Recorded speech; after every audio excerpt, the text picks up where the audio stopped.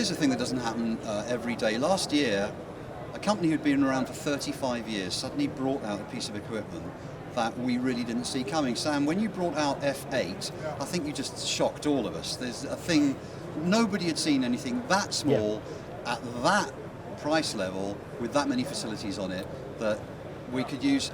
Now, if we were going to predict anything, I think we would have said, oh, maybe they're going to make something with even more channels and maybe it'll be slightly bigger.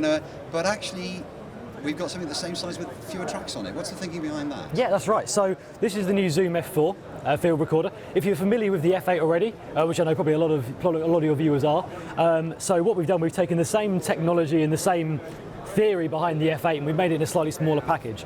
So there was a lot of people who loved the F8, maybe didn't need the 8 inputs. If they just wanted to, say, record using a DSLR, 8 inputs may be overkill. So what we did, we addressed that by making a slightly smaller unit with only 4 channels, which you can sit underneath your camera, which is fantastic. It's really small footprint, doesn't weigh very much, runs off AA batteries or your standard high-rose connection, which is the same as the F8 runs as well. I'll just run through some of the basic features of the unit. If I give it a little turn around and we'll go from there. So on the front panel, as you can see, you've got the trim knobs there for recording.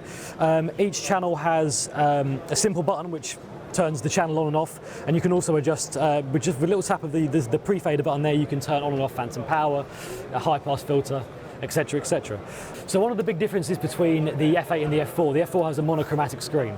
Now this is basically so we could just keep the size down, keep the cost down for the consumer as well, really. So in terms of features lost, not that many.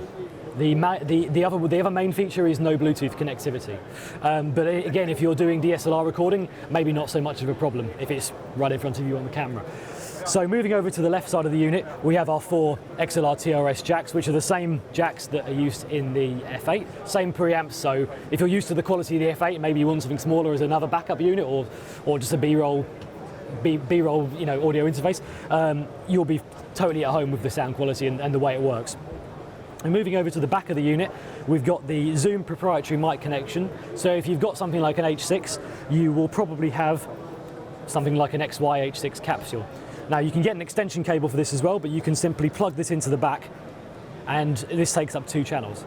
So if you don't have all the mics and you just want to use a couple of low footprint mics, you can just plug these in and get an extra 2 channels of audio out of it. Once this is connected, you do lose connectivity to 2 of the channels because obviously it's a 4 channel. Okay, so moving over there, we've got the battery compartment. This takes 8 AA batteries. It's exactly the same as the F8. And we have the time code, again, identical. So again, if you're familiar with the time code in the F8, it's exactly the same, which is really good to know. Moving over to the right-hand side here, we have 2 full-size XLR outputs. We have sub-out, headphone out, the high-rose connection. In the box, there is a converter to convert high-rose to DC power. So there's one less output on here, so we've just combined that into a single socket. And then we have the 2 other inputs, which is the return in, which is like a stereo in for monitoring in the camera. And I'm going to take a guess at the fact that just because we've lost 4 channels of audio, probably the battery life is similar, or is it draining an awful lot less current because you've got fewer inputs, or is it? I would say it's probably still about the same. Yeah, I'd say depending on how many channels you've got active, phantom power, there's a lot of different variables, but I'd say probably roughly around the same as the F8. And is this actually a 4:2, or is it, how many tracks are we actually recording? So we've got our 4 inputs. Yeah, 4 inputs, you've got the 2, which counts as the return in, which is inputs 5 and 6, and then you have 8 tracks. So we're 8-track machine? Yeah, whereas this is 10 tracks, this is 8. So that's actually quite, okay, so I'd assumed that was a 6-track, so I'm wrong on that one as well. It's a remarkable piece of kit. Why aren't I just buying an H6? Okay, so the H6 and the F4 are 2 different beasts, I'd say. The F4 is definitely more aimed at, again, DSLR shooters. While you can use the H6 on top of your DSLR, this provides you with a lot more control. Preamps on the F4 are certainly stronger and better than the H6 as well. So I think it fits 2 different markets. Maybe the H6 is slightly more of a prosumer device, whereas the F4 with the time code, etc., is definitely more of a professional device. Fantastic stuff. I'm dying to come back next year and find out what you do.